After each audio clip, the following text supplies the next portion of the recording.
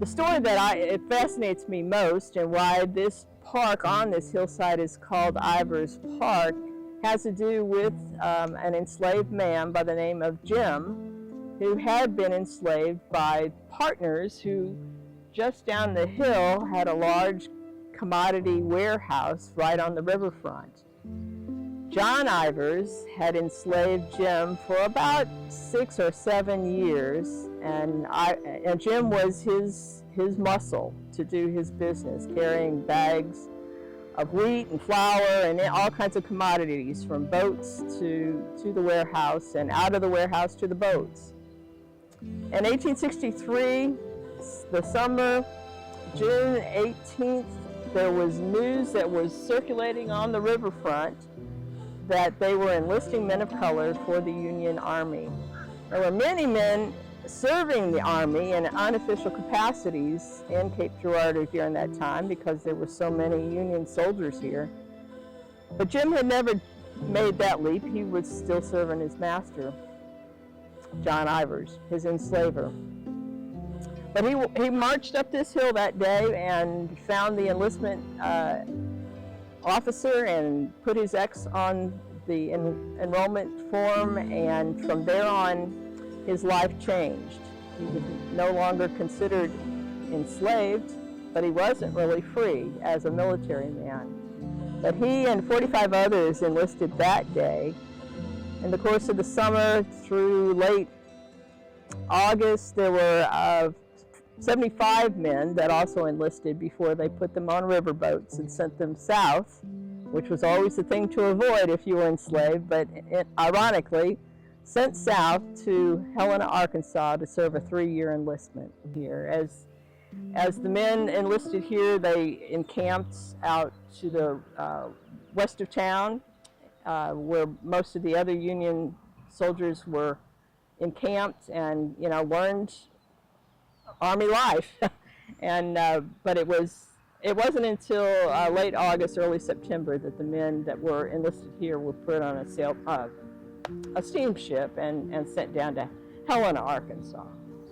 He's not a young man, and he's worked all of for his more recent enslavement for this John Ivers, who first was a plasterer and then became a partner in the steam mill and in this commodity warehouse. And so he had apparently some lung problems anyway, but he was able to enlist. He was deemed fit enough for that. But when he got to Helena, the conditions were really miserable. And by, I believe, late September, he had actually died of some lung disease, whether it was consumption or he already had tuberculosis. It's unknown, but his service was actually very short. And the big story, though, and one of the reasons that Ivers Square is Ivers Square, is that his widow, many years later, trying to find out what happened to Jim, and then finally, with the help of lawyers and others in town, realizing she was eligible for a widow's pension, she began to apply for that, and it took many tries. And that's where I got most of the information about Jim and Harriet's backstories, were in the affidavits and the testimonies of Harriet, but also Ivers, John Ivers, and what we knew of them. Her former enslaver, Margaret McLean, also came forward. So when you fill in the backstories based on the testimonies, Harriet finally did get a prorated pension and had a pile of money, which made her vulnerable too. But she bought property. One of the first black property owners, a woman black property owner in Cape Girardeau. So it's a neat story, and I have been able to trace descendants, to the present age. The story is deeply buried in local history, and when I found it, I was compelled and felt responsible to put it in a form that would be on a shelf in a library and hopefully find some other ways to make it more visible. And so the statue and naming this this park after one of the families was an important part of hopefully getting people to say, what happened here? Why is this here? But to be a legit historian, I think you need to put it on paper, and you need to cite your sources, and you need to make it traceable, verifiable, authentic, with as many of those cited sources as possible. So that's my ultimate dream. I'm feeling my way through this. I had to learn the history, I had to learn how to do the research, but now the process of actually writing, editing, and printing, publishing a book is where I'm at right now. And it is a project that burns in my heart, but has been sidelined a few different times because of personal responsibilities with extended family. But before I get any older, hopefully I'm wiser, and now hopefully is the time. So I'm trying to navigate that. And I'm a woman, and I'm more interested in their personal stories. Yes, it was their enlistment that hooked me, and I can cite their military history. But I want to know and tell a story that is more animated and more fleshed out than that. And as I can find it, and it is available, to tell who they loved, where they lived, who were their neighbors, what was the nature of their enslavement. Was it more free, like Jim? He wasn't free, but he lived on the riverfront, you know, and he had a lot of opportunities to move at will doing the work of his enslavers.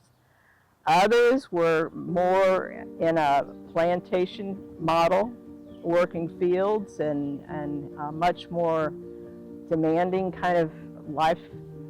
And they range from Perry County to Scott County, St. John County, and so this is truly a regional story, a neighborhood story, and as I can find, and as is revealed many times in their pension records, as they came forward to give affidavits for one another, that's where those neighborhood stories come out. And so I think that's interesting, and that's part of the history. Yes, there were men who approached their freedom right here because they were brave enough to speculate on the total unknown. How they had no idea how this was going to end up. We know that, you know, the war ends and freedom comes, but they didn't. So they, in many ways, chose one enslavement for another. Military life is certainly not free, and they certainly took a lot of personal risk, health risks, and physical risks of injury and battles, and who knew what was ahead, but they chose that.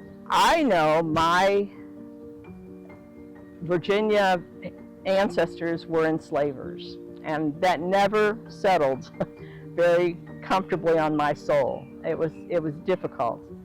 I went to a lecture, and one of the Virginia Historical Society members admonished a room full of white, gray-haired genealogists. If you find that you have enslavement in your family history, don't hide it. Do your best to find their names and include that in your family history. So that was my mission. And I decided that through the resources at the National Archives, I could probably do that. I was working through Freedmen Bureau records for Caroline County, Virginia, for weeks on end, going through microfilm and trying to search for my family name. Day by day, I'd go to the archives. I would go to the room that warehouses all the microfilm. I thought I was at the right cabinet in the right drawer. I opened the drawer and thought, oh, nope, wrong drawer. But as I closed the drawer, my eye scanned the top of the labels on the boxes. And one of the boxes said Cape Girardeau. There's only one Cape Girardeau, and curiosity always gets the best of me.